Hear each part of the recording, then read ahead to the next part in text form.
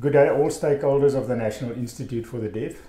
It's a great honor for me to present today to you the annual report for the year ended 31st of March 2022. The NID experienced a very eventful but a very positive year, and we've got two things that we are very proud of. The first one is that we could continue the services that we supply to our community.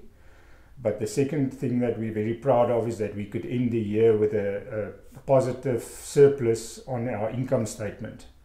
There were a few extraordinary items that inflated this surplus, but even without these items, our normal income and expenses still showed a positive surplus. Several new strategies were implemented during this reporting year.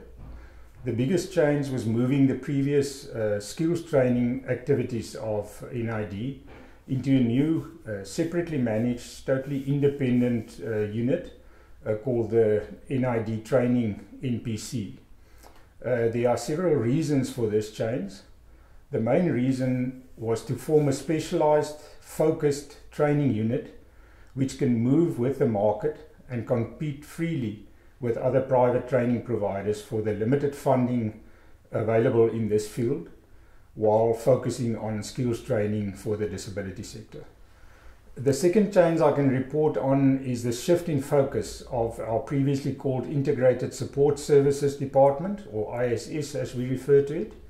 This department is now known as our Sign Language Centre and will focus on South African sign language developments, from development of the language itself to the development of SASL content, with the view of removing communication barriers and improving access to information for the deaf community.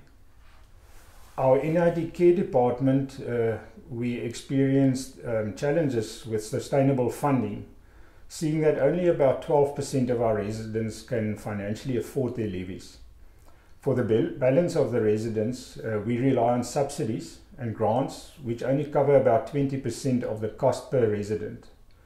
During the pandemic period, we had a decrease in the number of care residents due to restrictions on new intakes. We have embarked on a drive to promote the specialized services that we offer residents in both our adult multiple disabled facility as well as our deaf and hard of hearing elderly care facility. The cost of running this care facility is high, but our strategy, while we have spare capacity, is to reduce the fixed cost per resident by increasing the number of residents, while at the same time increasing our impact by serving more people. We are happy to see that the number of applications for residency in our facilities has increased already, and we are ready to process your new applications. As an NGO, our financial sustainability will always be a focus.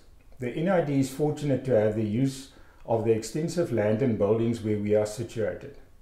We have a strategy of optimizing the use of our facilities for our services that we offer, while at the same time renting out any excess space for much needed income. Our rental income already forms a solid basis of our annual funding requirements. The Development Department at NID is working hard to supplement our funds through events, fundraising from individuals and corporates, and income generating projects. One such project is our Fabulous Finds charity shop, where you can donate any clothing, unwanted household items, furniture, appliances, second-hand books, which we will then sell to raise funds. The NID Board of Directors and Management are grateful for the impact that our organization can make in the South African community. We are currently busy with the process of distinguishing from the large number of needs of the deaf and hard of hearing community to determine how this organization can increase its impact and fulfill its vision of assisting in the development of our beneficiaries to achieve their full potential. I thank everyone involved with the NID and invite you to read through our annual report and to make the time to come and visit us to see for yourself what we do for our beneficiaries. I thank you all for listening. Goodbye.